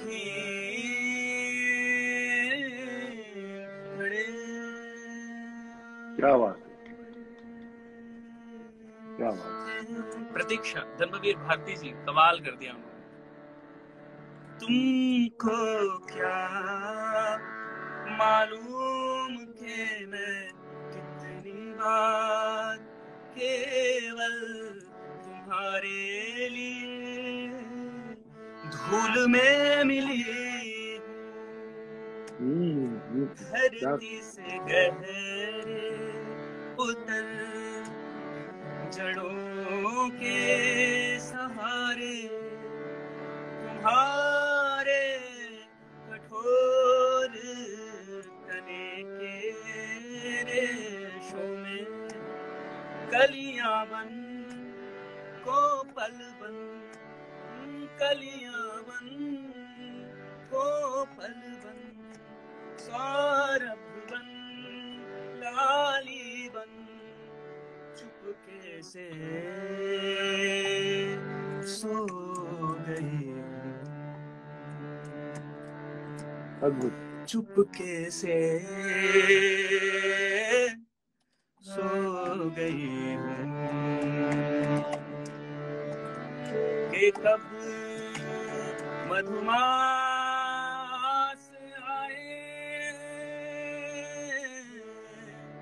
कि कब मधुमास आए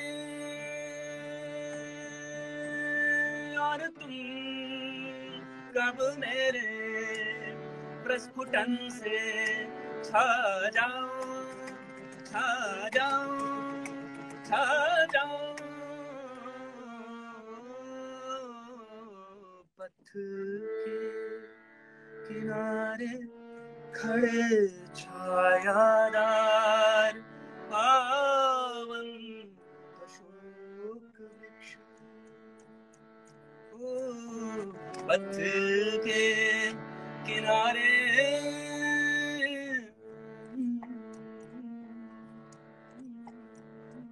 अद्भुत, कहाँ ले गए आप, देखिए। फिर एक गीत छोटा सा सुना रहा हूँ, ये मुझे बहुत प्रिय है और ये उस समय प्ले में नहीं हुआ था, मैंने लेकिन अलग से कंपोज किया था। हाँ, कनु प्रिया अद्भुत, इसमें राधा इसकी मुख्य किरदार है और कृष्ण को तो कटघरे में खड़ा कर देते हैं, आप जानते ही हैं, अद्भुत है।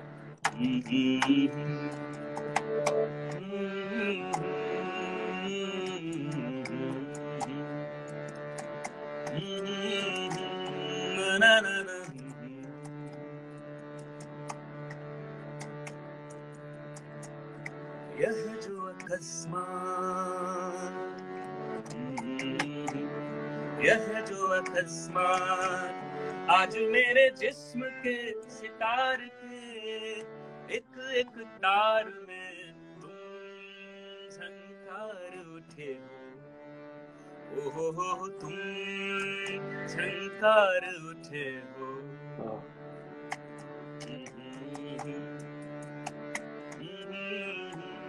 यह जो अकस्मात आज मेरे जिस्म के सितार के एक एक तार में तुम झंकार उठे हो, तुम झंकार उठे हो। सच बतलाना मेरे स्वर्णिम संगी, सच बतलाना मेरे स्वर्णिम संगी, तुम कब से मुझ में छिपे सो रहे थे, सो रहे थे, सो रहे थे।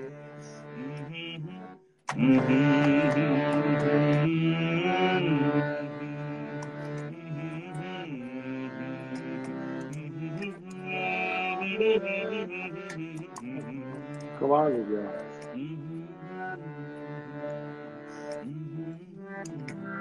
प्रेम मेरा फेवरेट सब्जेक्ट है भाई साहब, चाहे वो संयोग हो चाहे वो वियोग हो। प्रेम को जब गाने का जब मौका मिला, जहां जहां मौका मिला, मैंने दिल से गाया। और कनुप्रिया को मैंने खूब निभाने की कोशिश की, खूब निभाया। उसके 6-7 बड़े शो हुए। पहला शो भारत भवन में ही हुआ था जहां विनय जी साक्षी थे, और बहुत आनंद आया। वो मेरे जीवन का एक बड़ा प्रस्थान है। और फिर हिंदी की तरफ अच्छा जी जी, आप कुछ कह रहे हैं? आप बोलो अभी। आप बोलो अभी तो मैं जी। फिर भाई साहब मैंने कुछ समय संस्कृत संस्थान में जॉब किया इसी दौरान, और उसी दौरान मैंने ये नाटक किए। मेरा जॉब दूसरा था, और मैं साथ साथ में नाटक का म्यूजिक भी मुझे करना पड़ता था। तो कई बार हमारी प्रिंसिपल सर से कई बार नोकझोंक भी होती थी, और क्योंकि हम एक डिक्शनरी का प्रोजेक्ट कर रहे थे, संस्कृत से बुंदेली, बुंदेली से संस्कृत, मालवी से संस्कृत, ऐसा हमने 2 शब्दकोश का प्रोजेक्ट था। उसका मैं कोऑर्डिनेटर था, और साथ में मुझे ये नाटक का काम करना होता था। तो क्योंकि हमारे जाने के बाद से एक ऑल इंडिया लेवल का कंपटीशन हुआ करता था थिएटर का, तो उसमें लगातार फिर हमारे नाटक ही फर्स्ट आते थे। और वो तो इस कारण से फिर वो हमारा आनंद भी था वो करना। लेकिन नौकरी में जो बंधन होते हैं, उन बंधनों को भी मैं बहुत करीब से महसूस कर रहा था। पिताजी की जिद थी कि नौकरी करना है, क्योंकि संगीत में कोई ठिकाना नहीं है। हम मध्यम वर्गीय परिवारों से आते हैं, तो हमें कुछ ना कुछ तो आधार चाहिए ही। ये सब बड़ी वैसी है, मतलब क्या कहना चाहिए, बहुत मार्मिक किस्म की वो है स्थितियां, एक रचनाशील व्यक्ति के जीवन में उसको बहुत विचलित करती है। लेकिन फिर वही है कि जो हम लोग का मार्ग है, अगर वो सच्चा और अच्छा है तो रास्ता ईश्वर निकाल दे। जी बिल्कुल। तो यही होता है। और कि मैं इधर नौकरी भी कर रहा हूँ पिताजी की इच्छा के कारण, और मैं बहुत समय से छोड़ना चाह रहा हूँ पर नहीं छोड़ पा रहा हूँ। फिर बीच में कुछ ऐसा होता है कि वो जो सेंटर जिसमें हम संस्थान का एक सेंटर फॉर स्टडी और नाट्य शास्त्र शुरू होता है नया, फिर उसका डेवलपमेंट ऑफिसर मुझे बनाया जाता है। तो 1 साल हमने बहुत काम किया उसमें, बहुत संस्कृत के नाटक, कई नाटक किए, और उनको देश में कई स्थानों में किया। आपका कालिदास समारोह में भी हमने किया है, और भी अन्य भारत भवन में भी। जी। तो फिर वो सेंटर बंद हो जाता है। कुछ लोगों, जो नए बाद में अधिकारी आते हैं, उनको लगता है कि इसकी क्या आवश्यकता है, जबकि वो सरकारी तंत्र में संस्कृत थिएटर के लिए समर्पित एकमात्र सेंटर था। हालांकि वो फिर अन्य प्रयासों से बाद में फिर आरंभ हुआ। तो पर वो जब सेंटर बंद हो गया, 2014 की बात है ये, और उस समय मेरा पीएचडी भी लगभग अवार्ड हो चुका था, डॉक्टरेट मेरी हो चुकी थी, और फिर मुझे लगता है कि ये अच्छा अवसर है, अब किसी को कुछ कहने का मौका भी नहीं मिलेगा और मैं अपना काम भी कर सकूंगा। तो लेकिन वो जो पिताजी की चिंता थी, वो उसकी सार्थकता मुझे समझ में कब आती है कि जब हमारा हमारा सारा सेविंग खत्म हो जाता है, और फिर मुझे समझ आता है कि पिताजी क्यों ऐसा कह रहे थे। लेकिन मैंने हिम्मत नहीं हारी, मैंने कहा अब जो होगा देखा जाएगा। और बसंत पंचमी का दिन था भाई साहब, 2015 की बात है, और जनवरी 24 जनवरी बसंत पंचमी का दिन था, और मैं सौपाकी हूँ, खुद ही भोजन पकाता था, तो मैं भोजन बना रहा था, रोटी बेल रहा था, और वो करते करते करते मुझे एकदम से जैसे कैमरे का फ्लैश चमकता है वैसे एक क्लिक होता है, और मुझे ये आइडिया आता है कि मैं बहुत दिन से सोच रहा था कि क्या संस्कृत और संगीत, संस्कृत और संगीत, संस्कृत और संगीत किस तरफ जाना है, क्योंकि पढ़ाई में भी अच्छा था, ठीक ठाक था, मेरे गुरुजी वाइस चांसलर थे, तो किसी बात की चिंता थी नहीं, तो आप समझ सकते हैं। लेकिन मेरा जो था कि मुझे अब संस्कृत से भी प्रेम हो गया था, संस्कृत नाटक करते करते और भज गोविंदम और गाते गाते, और मुझे श्लोकों को गाते गाते मुझे संस्कृत से भी उतने प्रेम हो गया था। तो अब वो समझ नहीं पा रहा था, तो वो मेरे प्रश्न का उत्तर उस दिन मुझे मिलता है कि क्यों ना एक ऐसा प्रयोग किया जाए जो आज की नई जनरेशन को पसंद आए और जो युगानुरूप हो। तो फिर वहां से वो आइडिया आता है, और मैंने रोटी बनाना बंद कर दिया वहां, और मैंने फिर अपने एक दो जो खास लोग थे मेरे, उनको मैंने फोन लगाया, जो मेरे साथ संस्थान में थे, उनकी भी जॉब छूट गई थी, तो मैंने कहा चलो यार कोई बात नहीं, जॉब छूट गई, अपन मिलके एक नया ये काम शुरू करते हैं, देखते हैं क्या होता है। तो इस विचार के ठीक 2 माह बाद हमें हमने संस्थान के ही ऑडिटोरियम में और पहला शो किया अपनी हिम्मत से, अपनी दमदारी से, और वो बहुत अच्छा लोगों को लगा, और तो दूरदर्शन तक बात पहुंच गई, दूरदर्शन ने उसको टेलीकास्ट किया, उसकी क्लिपिंग्स, फिर उस समय अखबारों ने भी हमें खूब सराहा, खूब स्पेस दिया जी। तो वो एक टर्निंग पॉइंट था। कुछ अच्छे पत्रकार भी थे उस समय, उन्होंने भी हमारा साथ दिया, और उनको लगा कि नहीं नहीं, उस दिन हरिप्रसाद चौरसिया जी का भी कवरेज हुआ था और हमारा भी हुआ था, लेकिन उन्होंने हमें फ्रंट पे कवरेज दिया। तो उस समय ममतेश शर्मा जी एक हमारे हैं, और तो उनका आग्रह था कि हरिप्रसाद जी को तो अब सब जानते हैं, और उनको अगर हम बैक में भी रखेंगे तब भी उनका महत्व तो कम होने वाला है नहीं, पर अगर हम इस बच्चे को अगर हम अवसर देते हैं फ्रंट पे, तो शायद कहानी कुछ और होगी। और वो उनका सच था, वो ऐसा सोचना। और हमारे महेंद्र जोशी भैया, उनका बड़ा उस समय उन्होंने बहुत सहयोग किया हमारा, उनका प्रेम था।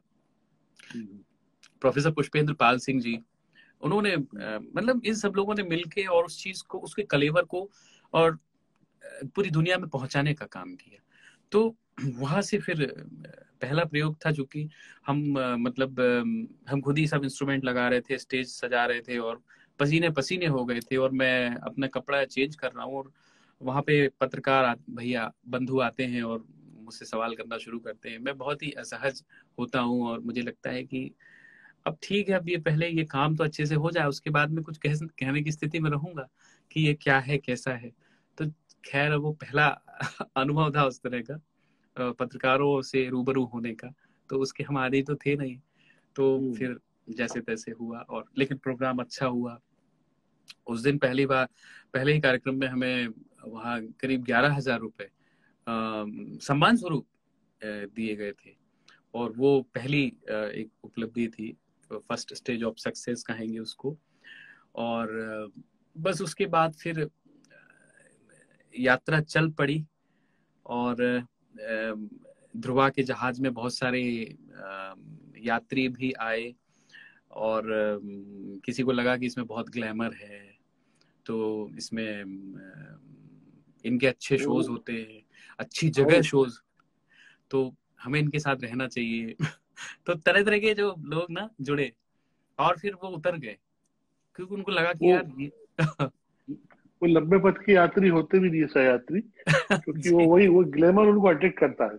जी जी दरअसल जी उनको पिछला 10 15 20 साल नहीं पता ना। जी जी भाई साहब। तो आज आज देख रहे हैं, जी तो बिल्कुल। लगता है कि तो अशरफी है। जी तो नहीं है, मैं तो ऐसा नहीं, नहीं मानता। तो आ,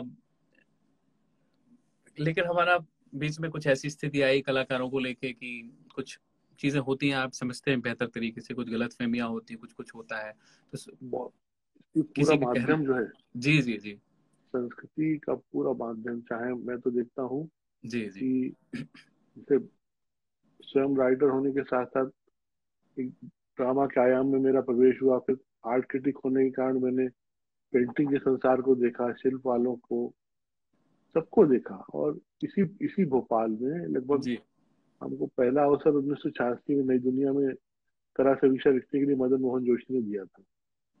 तो आज 34 35 साल हो गए थे। ये पूरा समय हमने देखा इसमें सभी आयाम कलाओं के सभी जी तरह बिल्कुल, के लोग। आप बेहतर समझते और हैं। जी और अब इसका कुछ भी नहीं छुपा रहता।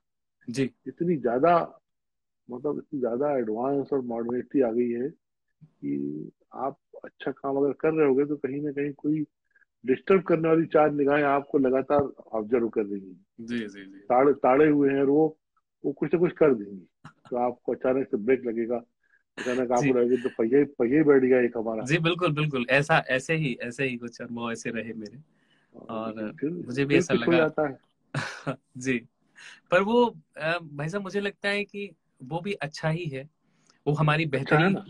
हमारी बेहतरी के लिए ही है। और कुछ परिष्कार कुछ ऐसे होते हैं कि किसी को हम नहीं छोड़ना चाहते, लेकिन हमें लगता है कि यार कुछ और भी अच्छा हो सकता था, लेकिन हम एक मोह में बंध जाते हैं कि नहीं नहीं, अच्छा है अच्छा है।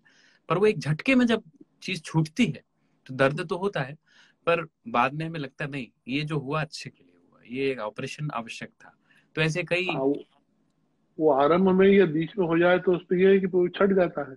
जी जी बस बस लेकिन बस, बस। लेकिन हम यहाँ देखते हैं ना, अपन वो पंच परमेश्वर की कहानी सुनते हैं, या कई बार बहुत सारे विषय ऐसे होते हैं कि कोई कोई दो लोग मिलकर कुछ बहुत असाधारण काम कर रहे होते हैं। मैं बहुत से एग्जाम्पल में, हालांकि आपके समय को जबरन इंटरफेयरिंग कर रहा हूँ, पर फिर ना भी ना ना। ये बात मेरा कहने को होता है। एक बार प्रशांत खिरवड़कर जी बहुत बड़े रंगकर्मी हैं। जी हमारे शहर के रंगायन संस्था के संस्थापक हैं, और संस्था को 50 साल हो गया बल्कि। और उनके मुंह से मैंने 20 25 साल पहले एक थॉट सुना था, जिसमें ये था कि दो भाई एक घर के हैं, और बहुत अच्छे बुनकर हैं, वो दोनों मिलके जो काम करते हैं और उनकी पत्नियां मिलके करती हैं, तो एक चादर, एक क्राफ्ट जो बन के आता है वो अद्भुत होता है। जी और फिर उनमें भाइयों में जो फर्क पड़ता है, जी कैसे वो कला और वो जो एक पूरा जो एक ऑरा था, कैसे प्रभावित होता है। तो मैंने उससे पूछा था कि दादा इसका ये ड्रामे का सोल्यूशन अंत में क्या होगा। जी तो बहुत देर तक सोच के बोले बोले कोई सोल्यूशन ही नहीं है, जो एक बार खत्म हो गया तो हो गया। जी जी बिल्कुल बिल्कुल। तो है, ये उदाहरण हम देखते हैं, जैसे हमारे न्यू मार्केट में, हम ग्वालियर में देखा है। गजक है, एक परिवार के दो भाई, पिता ने शुरू किया, दो भाइयों को लगाया, बहुत अच्छी स्वादिष्ट गजक बना रहे हैं। पिताजी चले गए, बाद में दोनों लड़ लिए। फिर दोनों की एक जैसी गजक की दुकानें खुली हुई हैं। जी सामने जी वाला ग्राहक चकरा रहा है कि एक सा फ्लेक्स लगा है, एक से पिताजी के फोटो लगे हैं, एक सा सेटअप है। अब अच्छी गजक कहाँ है, जी जी कहीं एक बिल्कुल ही जगह होगी। बिल्कुल बिल्कुल। पर मेरे साथ तो एक ये भाई साहब ये एक बड़ी प्रभु कृपा रही कि चूंकि अ, एक कहते हैं ना कि अ, आत्मा जब तक शरीर में है तब तक व्यक्ति जीवित ही रहेगा। तो ध्रुवा ये की तो है। आत्मा तो मैं ही हूँ। तो चाहे कितने ही परिधान बदले जाएं, कितने ही हमें ठोकरें लगे, या कितने भी बार हमें हमारी दुर्घटना हो जाए, लेकिन जब तक आत्मा शरीर में है तब तक तो रहना ही है। तो बस उन सब चीजों से मुझे शक्ति मिली और परिष्कार होता चला, और उत्तरोत्तर परिष्कार होता ही जा रहा है।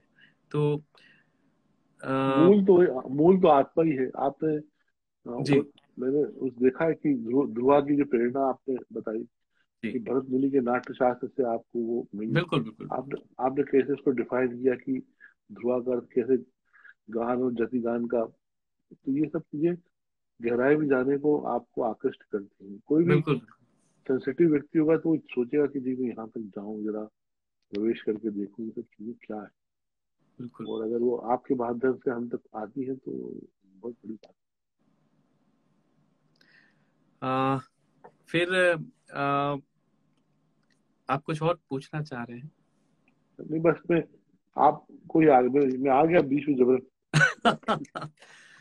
फिर एक ऐसे कई भाई साहब लोग मुझे, फिर ऐसा हुआ कि ध्रुवा बैंड के माध्यम से मुझे लोग बस संस्कृत में ही गाने वाला व्यक्ति जानने लग गए हैं। तो तो उससे ये हुआ कि बस अब हाँ उनको लगता है कि ये तो संस्कृत में ही गाते हैं। तो इधर आपको मैं आपके माध्यम से और इस मंच के माध्यम से सभी को ये बताना चाहता हूँ कि मैं सब विधाओं में काम कर रहा हूँ, और अभी बहुत जल्द, अभी ये जो समय हमें मिला है तो इसमें हम एल्बम्स तैयार कर रहे हैं, गाने तैयार कर रहे हैं। और हिंदी में मैंने भक्तिकालीन संत कवियों में पे मेरा बड़ा काम है। कभी अवसर मिलेगा तो आपको मैं वो सुना सकूंगा।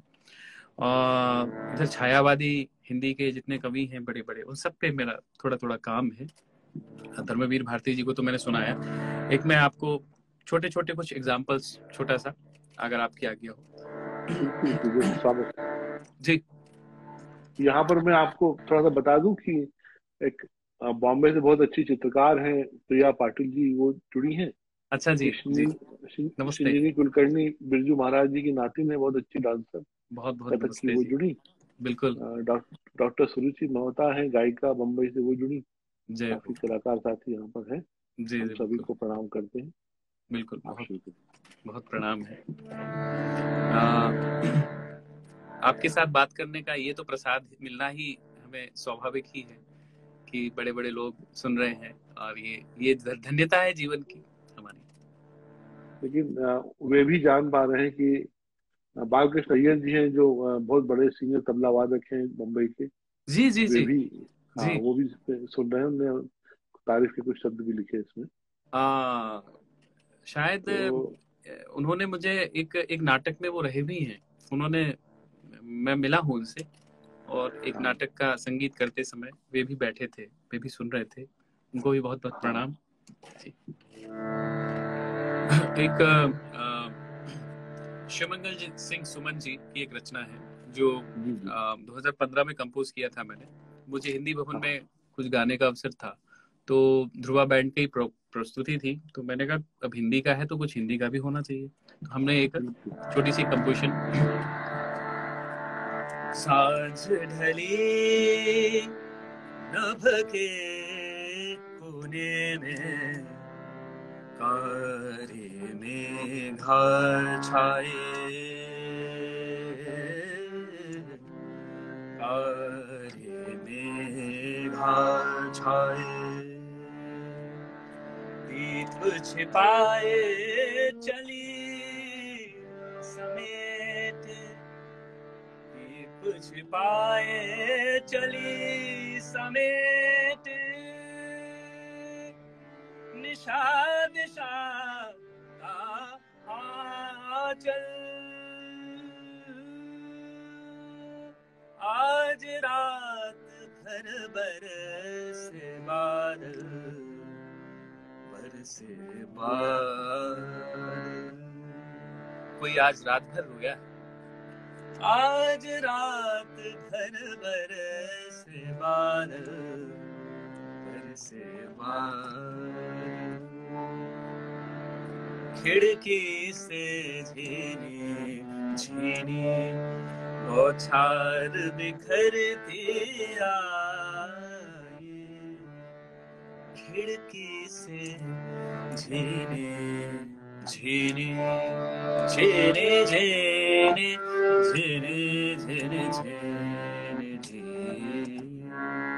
झीनी, खिड़की से झीनी झीनी बौछार बिखरती आई, अनायास ही किसी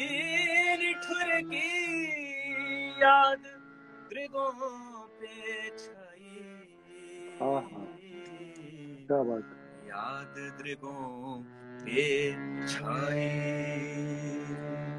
पानी बरसा कहीं किसी की,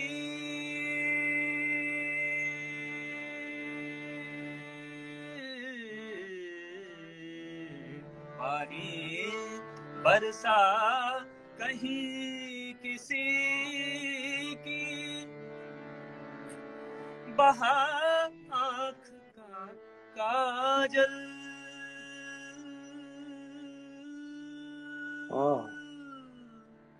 आज रात भर बरसे बादल, बरसे बादल, आज रात भर बरसे बादल, बरसे बादल। शिवमंगल सिंह सुमन जी की रचना। एक महादेवी जी, महादेवी वर्मा, पंथ होने दो अपरिचित, प्राण रहने दो अकेला, प्राण रहने दो अकेला,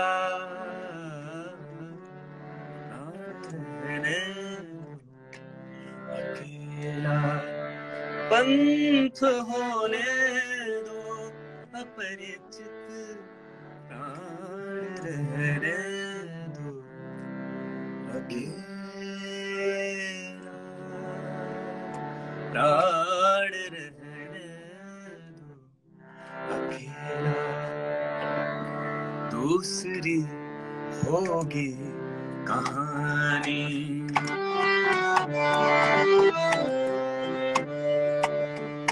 दूसरी होगी कहानी, शून्य में जिसके मिटे स्वर, धूलि में कोई निशानी, दूसरी होगी कहानी,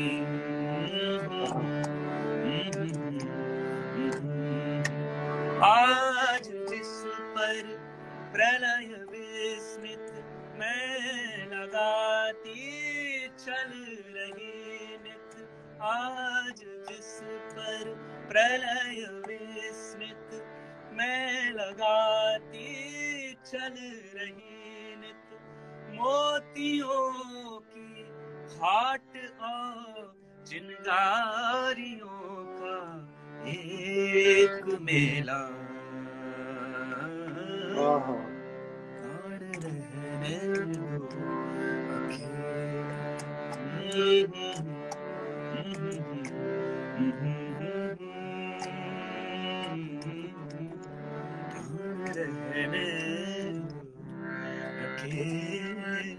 मुझे बड़ा शब्दों के साथ जीने में, शब्दों के साथ तैरने में, डूबने में बड़ा आनंद आता है। तो आप एक बहुत अलग वेग से ले चलते हो, ये मैं महसूस कर रहा हूँ कि और ये बड़ा मौलिक है। इसकी सबसे बड़ी विशेषता जो है, मौलिक होना बहुत बड़ी बात है, और वो मुझे लगता है कि कहीं ना कहीं जी एक सम्मोहन में हम भी बंधे चले जा रहे हैं। मुझे बहुत अच्छा लग रहा है आपको सुनाने में, असल में ये मेरा सौभाग्य है, और शायद ये पहला पब्लिक में डोमेन में मैं इन चीजों को गा रहा हूँ भी इस तरह से प्राइवेटली। मैंने कभी इन चीजों को कभी कहीं ऐसे गाया नहीं है। और एक आपको पंत जी की एक बहुत सुंदर रचना है, सॉरी जयशंकर प्रसाद। बीती विभाव रे जान रे, बीती विभाव रे जाग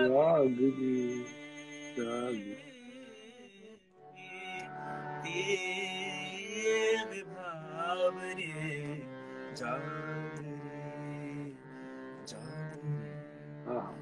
अधरों में राग अमंद पिए, पलकों में मलयज बंद किए। अधरों में राग अमंद पिए, पलकों में मलयज बंद किए। तू अब तक सोई है आली, तू अब तक सोई है आली, आँखों में है भरे बिहागरी बिहागरी बिहागरी।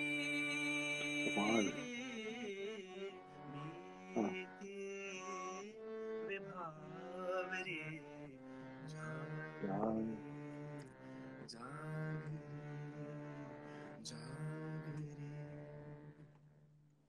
बहुत इसको गा के ऐसा लगता है इसको जी लिया और सब कुछ मिल गया।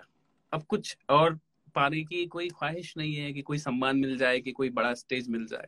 इसको गा लेना और एक अपने आप में वाइब्रेशन, इसको भीतर, ये भीतर से आता है और भीतर तक पूरा आंदोलित करता है। एक निराला जी की छोटी सी, एक निराला जी की,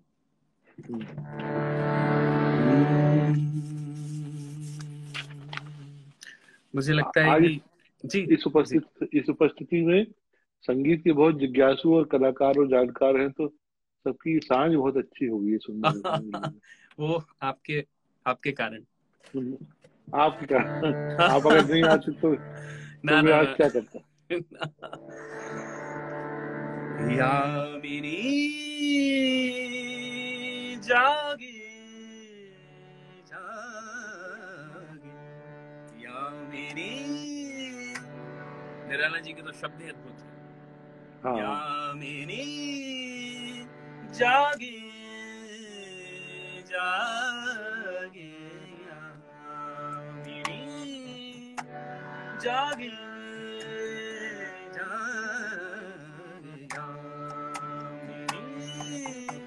जागे,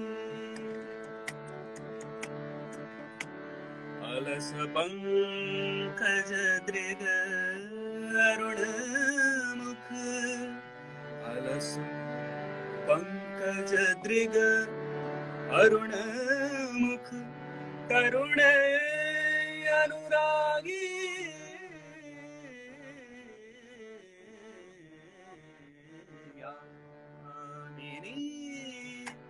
जागी जागी जागी जागी, यामिनी जागी। खुले केश अशेष शोभा भर रहे, खुले केश अशेष शोभा भर रहे, प्रेष्ठ ग्रीवा बाहु उर पर तर रहे, बादलों में घिरे अपर दिन कर रहे, बादलों में घिरे अपर दिन कर रहे, ज्योति की तन्वी तड़ित द्युति ने एक क्षमा मांगी, यामिनी जागी जागी जागी जागी, यामिनी। हेर उर पट हेर मुख के बार। देखिए नायिका के प्रति, हेर उर पट फेर मुख के बार। लख चतुर्दिक चली मंद मरार। गेह में प्रिय नेह की जयमार। गेह में प्रिय नेह की जयमार। वासना की मुक्ति मुक्ता त्याग में त्यागी। यामिनी जागी जागी। यामिनी जागी जागी जागी।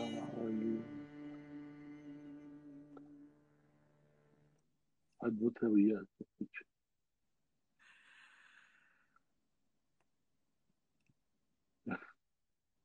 बस ये जो भी है यही है। मुझे लगता है अपने बारे में बोलने से बेहतर है कि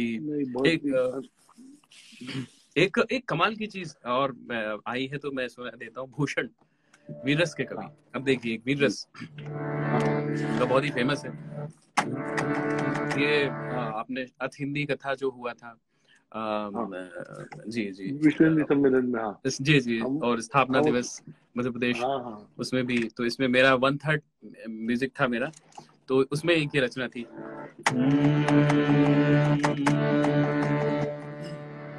साजी चतुरंग वीर रंग में तुरंग चढ़ी।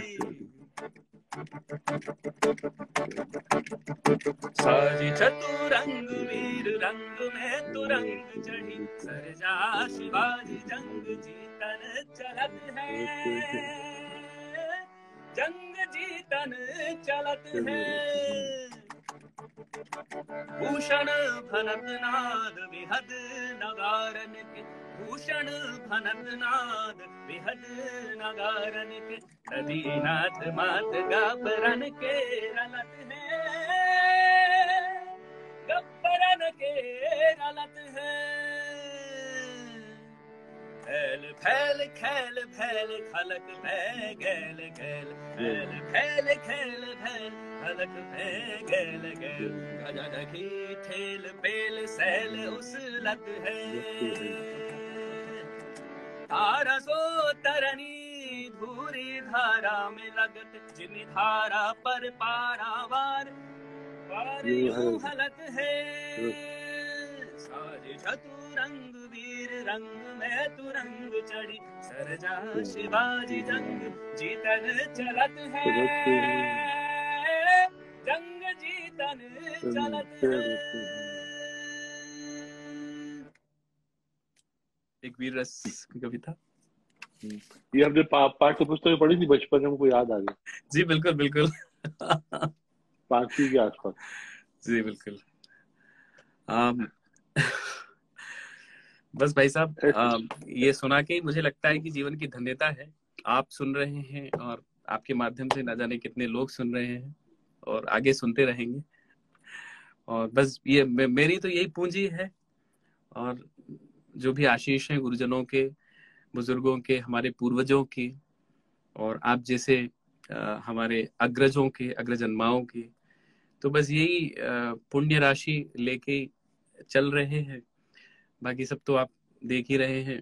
और आज के समय में जो भी इतना कर पा रहे हैं, बस कठिनाई है, समय कठिन है, इसमें काम कम है, संस्कृत में सुनने वाले उतने नहीं हैं, कार्यक्रम भी उतने नहीं होते हैं, पर फिर भी एक जिद है कुछ करने की, तो करे जा रहे हैं।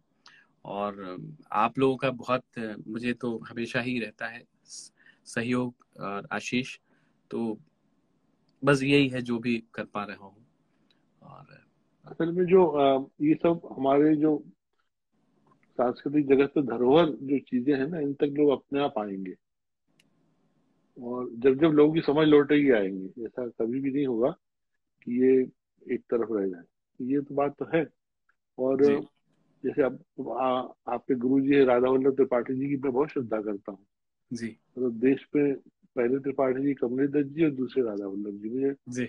मुझे लगता है कि इनके पास जितना सानिध्य है अगर आपके पास, तो सौभाग्यशाली है। एक मेरी जिज्ञासा ये है कि फिर कभी जीवन में अनूप जलोटा जी से मुलाकात हुई है कि नहीं, हाँ जिनको या जी। कभी ऐसे वो अनुभव साझा किया हाँ, हो? अभी अभी तक तो ऐसी मुलाकात नहीं हो पाई। हम थोड़ा इन चीजों में भाई सब पीछे ही रह गए, मतलब कि दिल में संकोच बसा करते? लिया और बस ठीक है उतना ही।